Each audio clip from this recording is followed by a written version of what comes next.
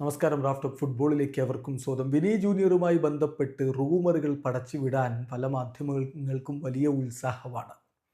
P S ജിയിലേക്ക് ചേക്കേറാൻ വേണ്ടി വിനി P S ജിയുമായിട്ട് ചർച്ച നടത്തി എന്നുള്ളതായിരുന്നു കഴിഞ്ഞ ദിവസങ്ങളിലെ റൂമറെങ്കിലും ഇന്ന് പ്രധാനമായും പറഞ്ഞു വിടുന്നത്, ഇങ്ങനെ പരത്തി വിടുന്നത്, സൗദി അറേബ്യയുമായിട്ട് രഹസ്യമായിട്ട് വിനി ജൂനിയർ കൂടിക്കാഴ്ച നടത്തിയിട്ടുണ്ട്. അൺഒഫീഷ്യൽ കൂടിക്കാഴ്ച നടത്തിയിട്ടുണ്ട് സൗദി അറേബ്യൻ റെപ്രസെൻറ്റേറ്റീവ്സുമായിട്ട്.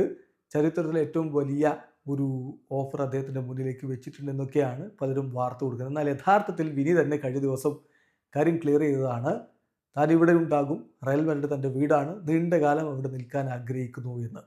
ഏതായാലും വിനി ഇപ്പോൾ വീണ്ടും ഫോമിലാണ്.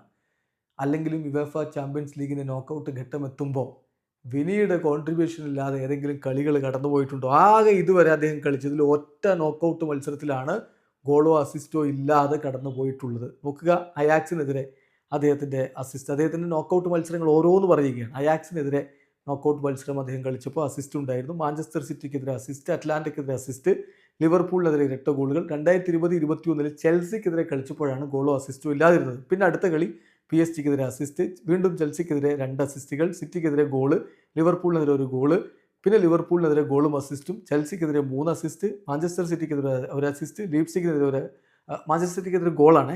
ദെൻ ലീപ്സിഗിനെതിരെ ഗോള്, മാഞ്ചസ്റ്റർ സിറ്റിക്കെതിരെ ഇരട്ട അസിസ്റ്റുകൾ, ബയേണിനെതിരെ ഇരട്ട ഗോളുകൾ, ഡോട്ട്മുണ്ടിനെതിരെ ഗോള്, മാഞ്ചസ്റ്റർ സിറ്റിക്കെതിരെ ഇപ്പോൾ കഴിഞ്ഞ കളിയിൽ അസിസ്റ്റ്. അപ്പോൾ വിനി യൂസിലിൻ്റെ നോക്കൗട്ടാണോ അദ്ദേഹം കോൺട്രിബ്യൂട്ട് ചെയ്തിരിക്കും.